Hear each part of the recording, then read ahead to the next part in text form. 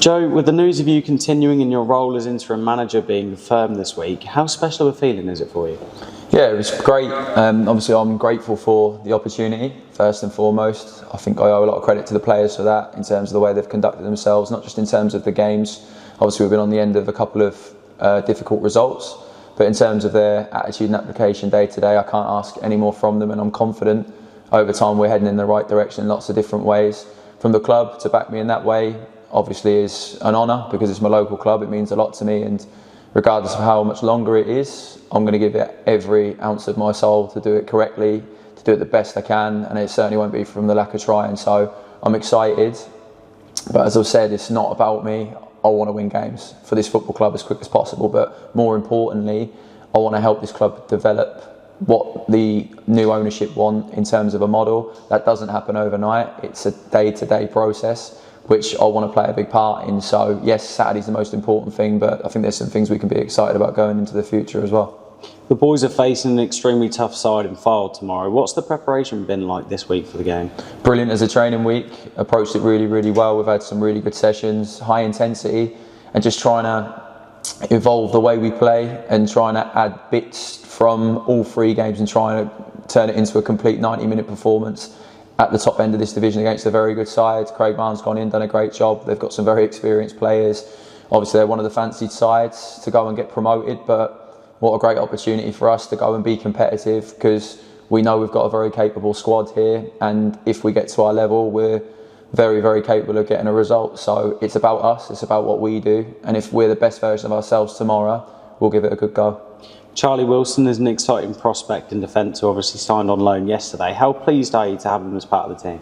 Yeah, very pleased. He's a good guy, Charlie. I've known him through, he actually supported like some coaching sessions for me a few months back, so for him to be doing as well as he is at Norwich, it was always a player I kept tabs on, and I've got good relationships at Norwich City anyway, so when I had conversations with their academy manager and technical director around loans, he was one of the first names they put forward, and obviously I'd already had a personal character reference for him, as well as his playing ability, ball playing centre back, aggressive, tactically aware, but a really good character. I think he's going to fit into this environment very well. So as the games come through, I'm sure he's going to play a big part. I'm really pleased to have him, and hopefully we can play a strong part in his development, and obviously we appreciate Norwich trusting us with him as well.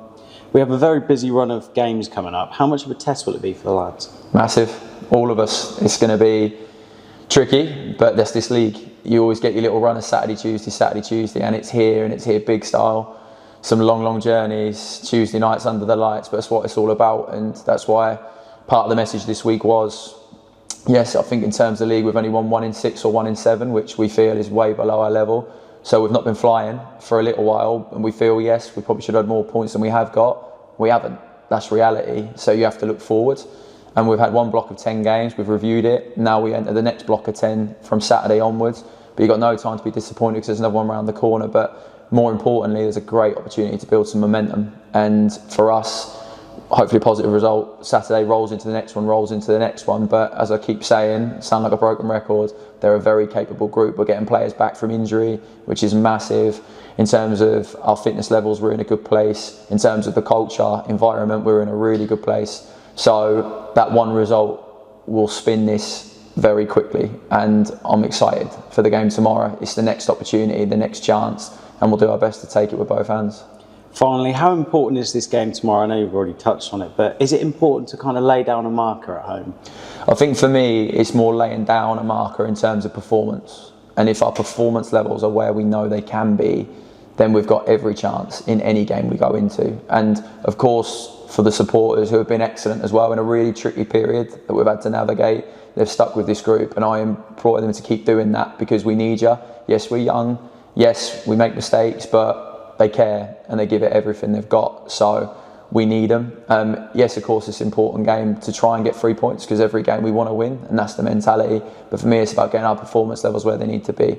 Since I've been sat here, Royston, we were outstanding, and it was a brilliant result, but more importantly, a brilliant performance. Scarborough, we didn't start the game anywhere near well enough, and we all said that. But the second half, there was lots of pleasing aspects. Scunthorpe, we were excellent for 60 minutes. And then what's told was probably where we're at the moment in terms of a little bit of a lack of depth due to injuries, etc., where we couldn't make the changes they could make. But that's pretty natural. That's football. That's where we are. It's not an excuse. That's a fact.